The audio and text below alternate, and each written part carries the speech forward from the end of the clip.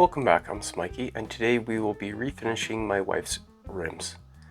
These rims are off a 2010 Ford Flex. I have bought them as a second set of rims for my wife's 2017 Ford Flex. And these rims that I bought have chipped paint, curb rash, not our doing, and scratches.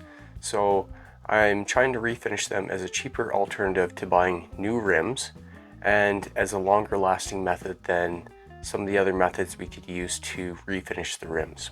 I've tried different methods for taking the paint off the rims, as you will see in the video, some with more and less success. Let me know in the comments what you would have done differently. But watch to the end of the video before you take on this kind of project. One of the first things we need to do is remove the TPMS sensors and valve stems. These sensors have been read and the batteries are still good. When you remove the valve stem, they are a one-time use, so the valve stems are garbage. But you can get a new replacement valve stem that will fit your old sensors. So I'm going to do that and reuse the TPMS sensors. I already have one of the sensors out, so let's get the rest of the valve stems out. Just go in and remove the screw. There are a ton of different options for TPMS sensors. Some of these sensors you might not be able to reuse, or it might be harder to reuse. Some of the older Fords had a band style TPMS sensor. TPMS sensors do have a limited lifespan because of batteries. I'm going to cut the rubber without digging into the aluminum rim.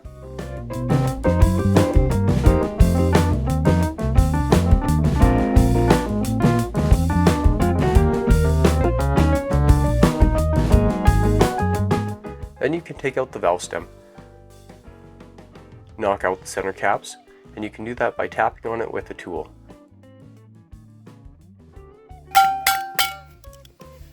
And it is out. The valve stems are all out. These rims are very dirty, so I am going to wash them all down with soap and water and a sponge. The rims are all cleaned up now, and we're going to try and sand them down with some sandpaper. Depending on how rough your rims are, you might want to start with about 100 grit sandpaper and then work your way up from there. The lower the number, the rougher the sandpaper is. So while a lower number sandpaper will do the work faster, it will leave behind its own challenges in the form of sanding lines, which you're going to have to sand out later with a finer grit sandpaper. Here's a basic range guide to give you ideas. I plan on using a filler primer once we are done. I also have some little sanding blocks I'm going to use. You can also use some sandpaper wrapped around a block, kind of like that, or a piece of wood.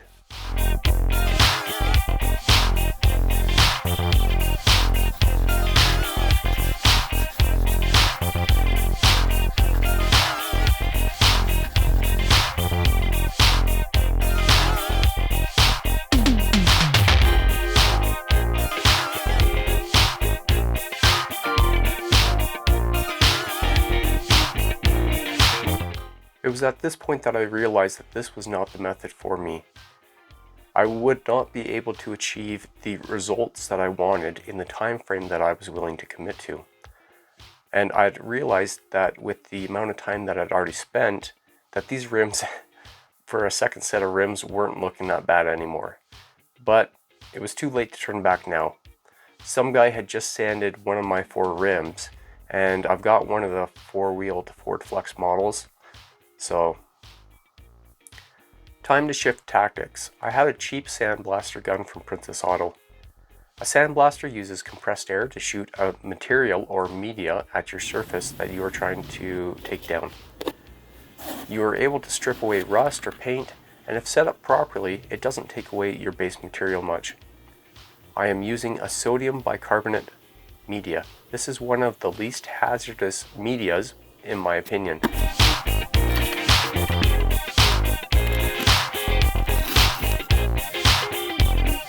This is the shame rim.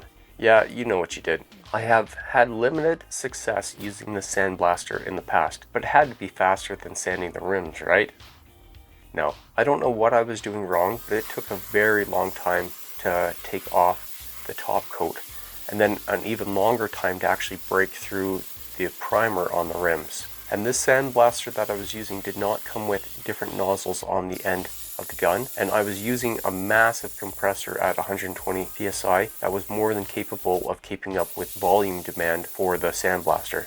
One section that I was able to get down to bare metal. Okay, I'm switching out the media that I'm using. This sodium carbonate is too soft. I believe that's the name. It's just not working as good as I need. So I'm going to be moving up to some crushed glass. Now, just like before, I am using a full respirator and goggles that fully seal my eyes. This stuff's a little more nasty, so I would recommend the same.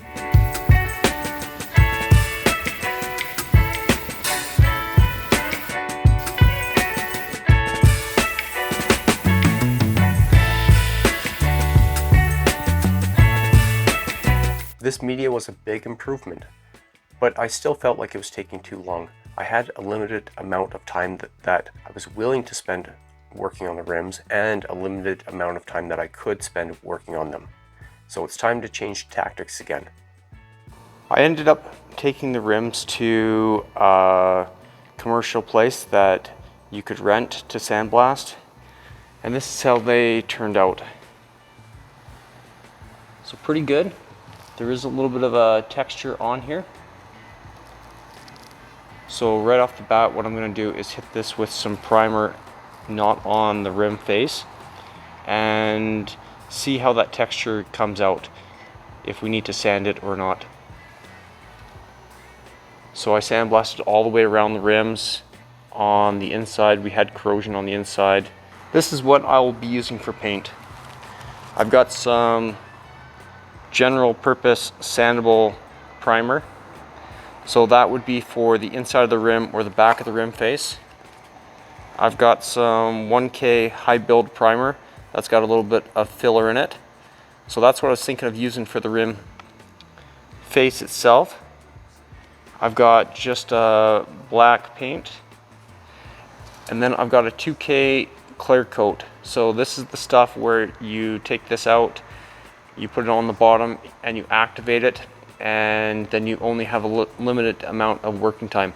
This stuff's nasty for you to breathe in, so you'd want to be wearing a respirator for that for sure. So I'm gonna hit a section with this paint on the rim, on the inside of the rim, and then I'll hit a section with this paint on the inside of the rim and see how they turn out. See if I need to do this paint on the rim face, because this stuff's actually pretty expensive, and so is this. Or if I can just get away with using the regular primer. And if this stuff still has quite a bit of texturing, then I'm going to have to sand the rim faces down. So let's get to that. So let's take a look here.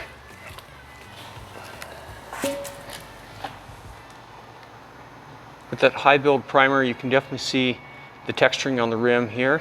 It's pretty much down to nothing here where the high build primer hit. And then this is the regular primer, so that's the texturing there. And then we still have some texturing where the primer is hit.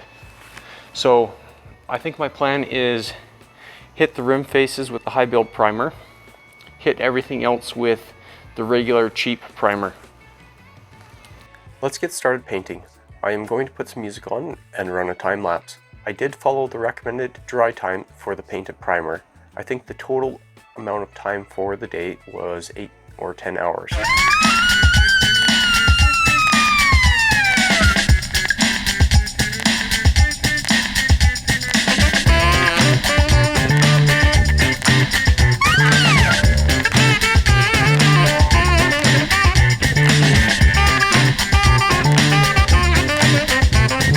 While we're waiting for the rims to dry with the primer, we can start working on these. So these aren't in the best of shape. This one I think is probably the worst. Starting to peel there around the edge. The center forward pieces here are just kind of stickers or stuck on with double-sided tape. And this one here is the worst. I think my plan is to sand everything down first, peel the stickers off. Once these are primed and painted black, I'll put the stickers back on with some new double-sided tape, and I'll hit everything with a clear coat to kind of seal it in. We'll see how that goes. Trying to sand the caps did not achieve the result that I wanted. So I took the center caps over to the buffer, and by just catching the edge of the chrome, I was able to loosen the chrome so that I could peel it off. Then I used a 320 grit sandpaper to rough up the plastic.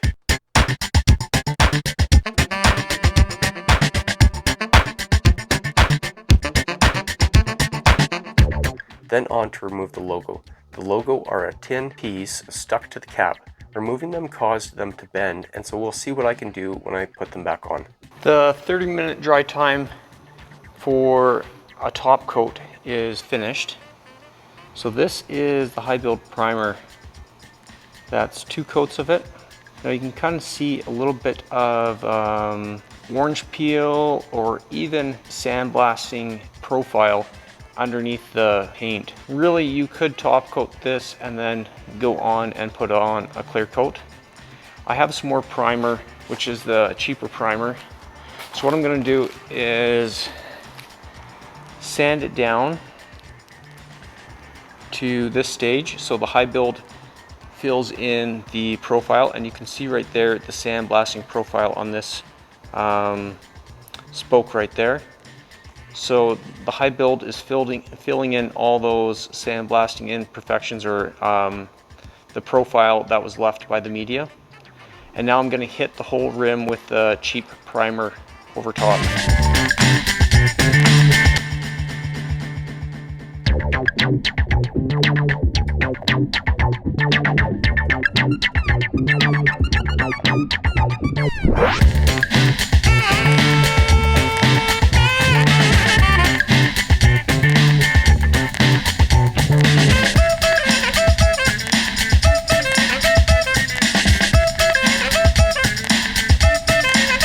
The interesting thing was how tired my hand was getting holding the paint trigger. Weak fingers, I guess. I also tend to get impatient when I'm spray painting. I lay on too thick of a coat and then it runs. So I was trying to slow myself down and do more thin coats.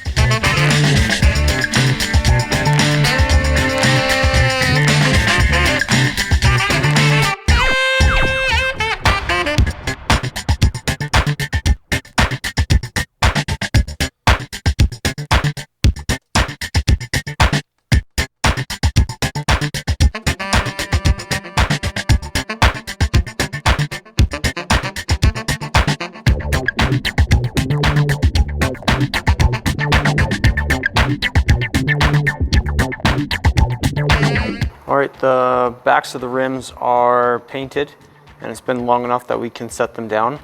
The face of the rims have been drying for the recommended time, so they're ready for a clear coat. And by clear coat, I meant top coat or color coat. So I just hit these 3 caps with the color. Now this one, when I was taking off the chrome liner, I kind of nicked this spot with the buffer. So I have sanded this and hit it with primer a couple more times. So that needs to sit a little bit. We'll hit that one when we do the backs of the rims. So they're looking really good. Tiny bit of texture on there, but that is a lot better than what it was before.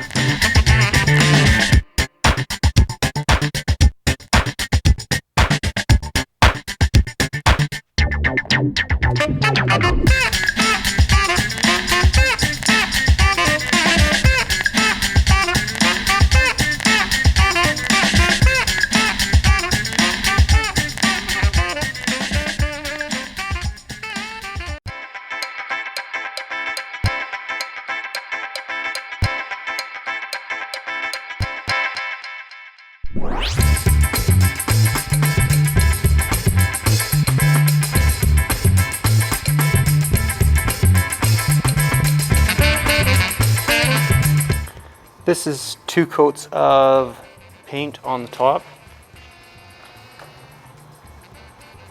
Looks pretty good.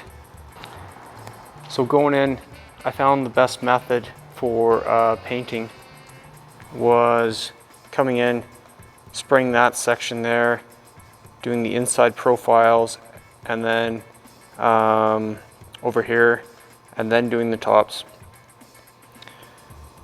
And before that, actually coming in here and just kind of lightly misting or spraying the lug nut holes. So 2 coats on the top, 1 on the side. I'm waiting for it to dry, and then I can flip it and spray the back of the rim. This is the one I just barely did, so it's still pretty glossy. And then once the backs of the rims are done, I will hit it with that clear coat, and we'll see how that looks. So I think this is dry enough that we can get on the emblems over there. So I'm just going to put some epoxy down here and then stick the emblem down. And once that's set up, then we can hit it with the clear coat.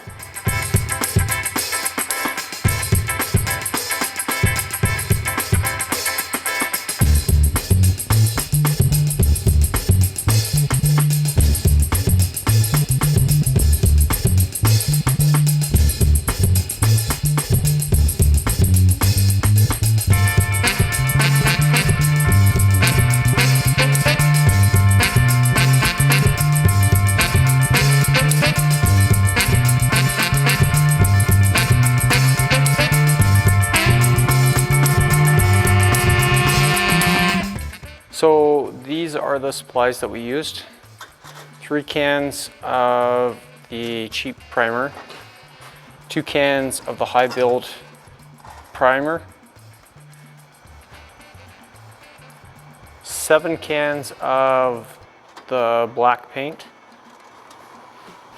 2 cans of the 2K clear coat. Now, I was only able to do 1 coat all the way around the rims. That's how much clear coat I had. So if you want to do more clear coat than that, then you would have to plan for that. I started into 1 can of black paint and 1 can of primer. And I didn't use 1 whole can of primer. So I'll have the cost of everything tallied up at the end. Let's go take a look at the rims. This is the final look at the rims. There are some things that we could do to get the rims to look nicer, like maybe wet sanding or polishing, but I'm not going to do it. It's been a 10-hour day, and I would have to wait for a few days for the paint to harden up before I could do that. And that would add on more days onto this project. So I did get 1 paint run on this rim on the far side there. I'm not sure if it was in the top coat or the clear coat. If it was in the top coat, that should have been sanded out before we put down the clear coat. And if it was in the clear coat, it would be easy to just sand it down and then do another coat of paint over top. But with my skill level, what's probably going to happen is I'm going to make it look worse. So I'm just going to leave it. A note on the caps, I would not take out the Ford logos again. They were a tin sticker, and pulling them up actually warped them, and it was hard to get them to lay flat. Next time I would just mask them off and then take off the masking for the clear coat at the end. So thoughts on the rims, would I do it again? No, I would not. My goal wasn't to keep the stock look. In fact, these are off a 2010, not a 2017 Ford Flex like my wife's car. I definitely could have bought a brand new set of rims cheaper, and that's not including the 2 days I spent working on them. But I do think the end result will be a long-lasting finish, longer lasting than Plasti Dip or some of the other methods. So let's go check out the car. Here's my wife's car with the winter rims and tires on. So I do like the look. It's got a lot of silver, and the silver rims accent it.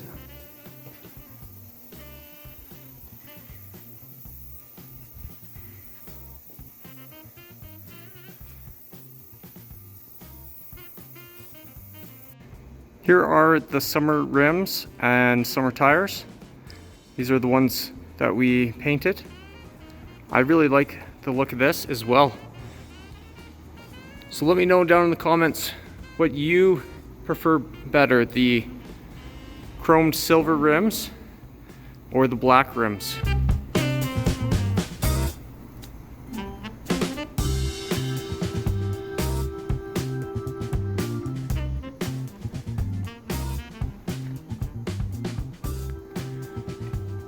I think I actually like these ones better. And the tires we put on are Cooper Xeon S3G1.